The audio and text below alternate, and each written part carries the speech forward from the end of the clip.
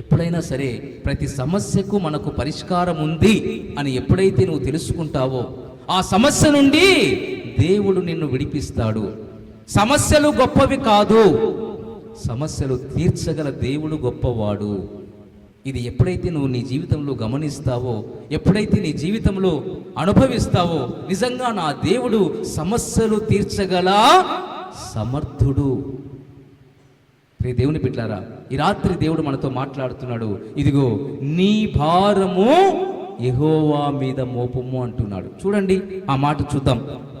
కీర్తనల గ్రంథం 55వ అధ్యాయం 22వ వచనంలో మనం చూసినట్లయితే అక్కడ ఆ మాట ఉంటుంది. నీ భారము యెహోవా మీద మోపము, ఆయనే నిన్ను ఆదుకుంటాడు. మన భారాలు మనమే మోస్తూ ఉన్నాం. మన భారాలు మనమే మోస్తూ ఏం చేస్తున్నామంటే తెగ బాధపడిపోతా ఉన్నాం. మన భారాలు మనం మోయటం ద్వారా ఓర్చుకునే తత్వం మనలో రాదు. మన భారాలు మనం మోయటం ద్వారా మనకు ఓర్పు రాదు. ఏమాత్రము కూడా నువ్వు సహించే తత్వములోనికి రాలేవు. ఎప్పుడైతే నీ భారము ఆయన మీద మోపుతావో అప్పుడు నీ జీవితంలో నీ సమస్యకు పరిష్కారం లభిస్తుంది. అంతేకాని నీ భారము ఆయనకు ఇచ్చినట్టుగానే ఇచ్చి ఏం చేస్తున్నావంటే మళ్ళీ ఆ భారాన్ని నువ్వే మోస్తున్నావు. అయ్యా నాకు అప్పుల బాధలున్నాయి, ఆ అప్పుల బాధలన్నీ తీర్చేటువంటి దేవుడవు నీవే అని ఆయన సన్నిధిలో ప్రార్థన చేస్తున్నావు. మళ్ళీ ఏం చేస్తున్నావు?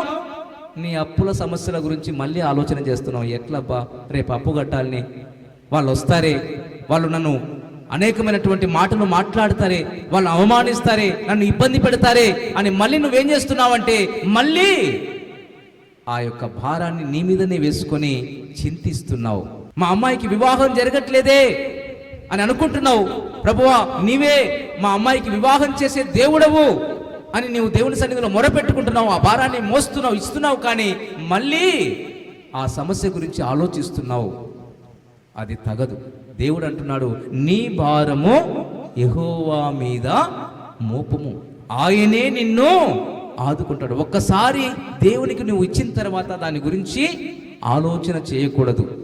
ఎప్పుడైతే నువ్వు దేవుని సన్నిధిలో నీ సమస్యను చెప్పుకున్నావో, ఇదిగో వివాహము కాని ఆ కుమార్తె తన యొక్క హృదయాన్ని దేవుని చిత్తానికి అప్పగించుకుంది. ఇంకంతే. ఆ తర్వాత కొద్ది రోజుల్లోనే దేవుడు తన ఆత్మకార్యాన్ని జరిగించాడు. మరి నీ జీవితంలో కూడా ఆ విధంగానే నీవు కూడా చేయవలసినటువంటి పని ఏంటంటే నీ భారము ఏదైతే ఉందో ఆయన మీద మోపు.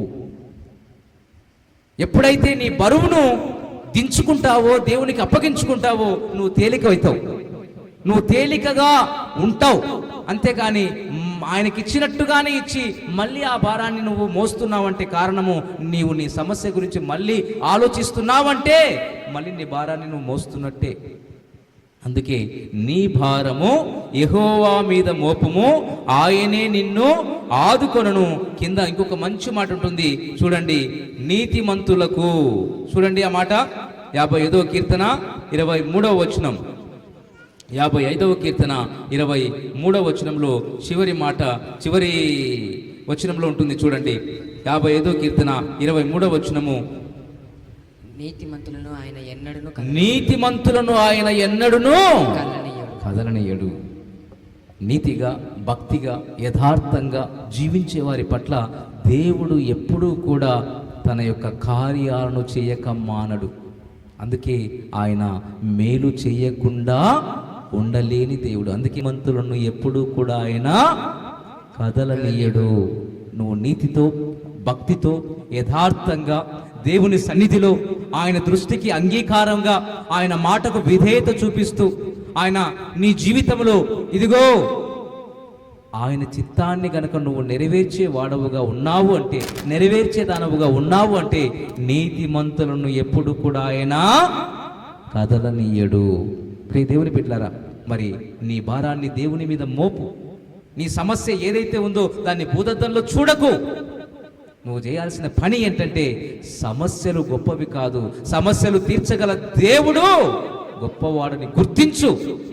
అది అప్పుల సమస్య అయినా, అది అనారోగ్య సమస్య అయినా, అది ఆర్థిక సమస్య అయినా, అది ఏ సమస్య అయినా సరే దేవుడు నీ సమస్యను తీర్చగలుగుటకు, సమస్య నుండి విడిపించుటకు ఆయన మాత్రమే సమర్థుడు. నీ భారము యెహోవా మీద మోపుము, ఆయనే నిన్ను ఆదుకుంటాడు. చివరిగా పేతురు రాసిన మొదటి పత్రిక చూసి ముగించుకుందాం. పేతురు రాసిన మొదటి పత్రిక 5వ అధ్యాయము 7వ వాక్యం చూడండి.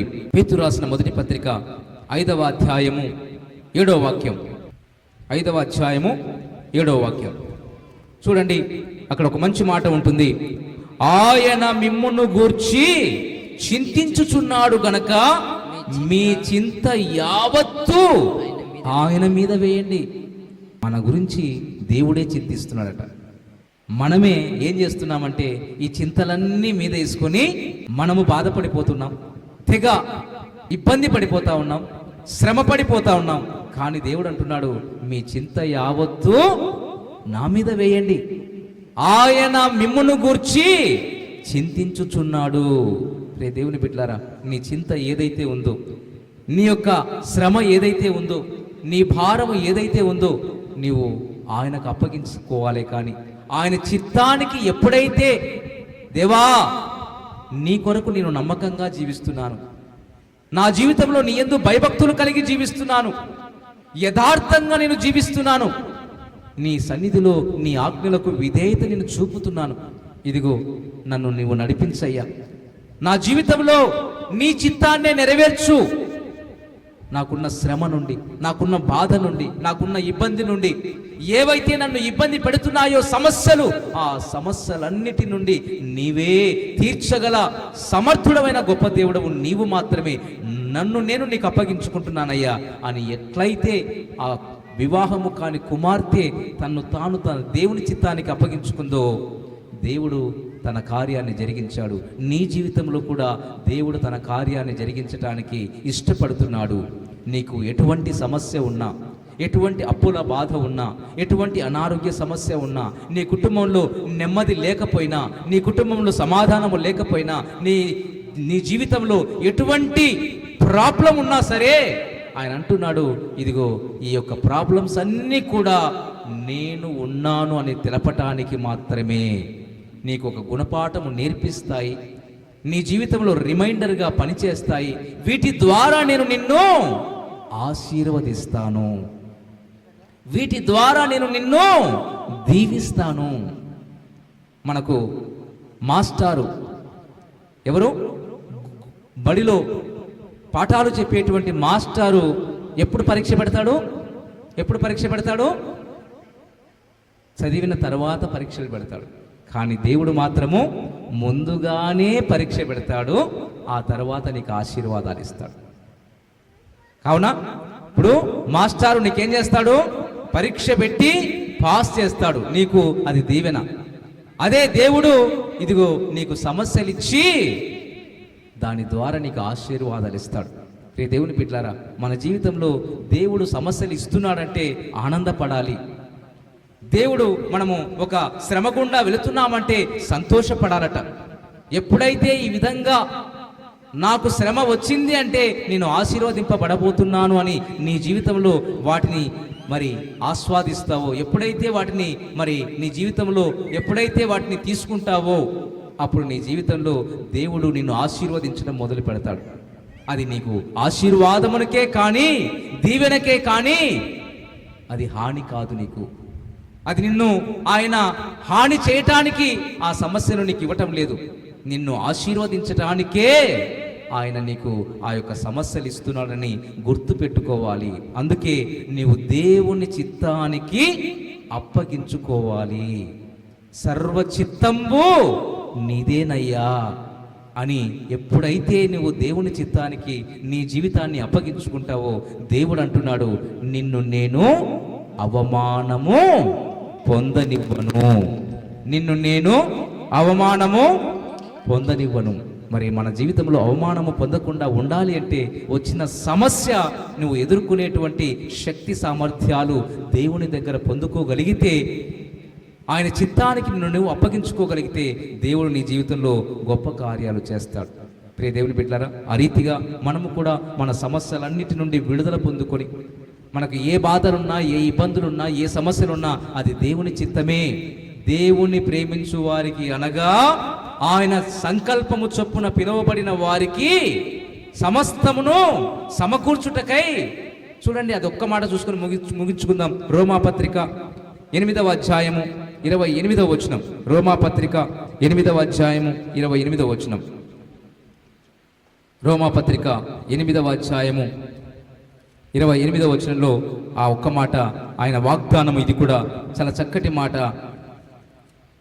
రోమాపత్రిక 8వ అధ్యాయము 28వ వచనం చూసినట్లయితే, దేవుని ప్రేమించు వారికి అనగా ఆయన సంకల్పము చొప్పున పిలువబడిన వారికి మేలు కలుగుటకై సమస్తమును సమకూడి జరుగుచున్నవని ఎరుగుదుము.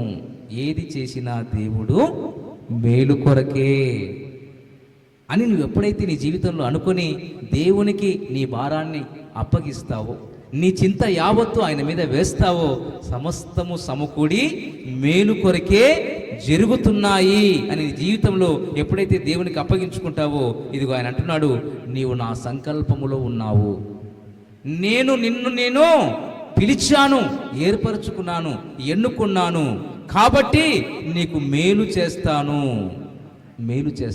ఆశీర్వదిస్తాను. కాబట్టి ప్రియ దేవుని బిడ్డలారా, మన జీవితంలో ఆ ప్రకారంగా దేవుడు ఏది చేసినా మేలు కొరకే చేస్తున్నాడని తిరిగి ఆ సమస్యల నుండి ఏదో గుణపాఠము నేర్పించబోతున్నాడని మనం గుర్తించి, ఈ సమస్యల ద్వారా మనకు ఆశీర్వాదము రాబోతుంది అని నిరీక్షణతో ఎప్పుడైతే మనం కనిపెడతామో, నీవు దీవించబడతావు, ఆశీర్వదింపబడతావు, అన్ని విషయాల్లో నువ్వు వర్ధిల్లుతావు.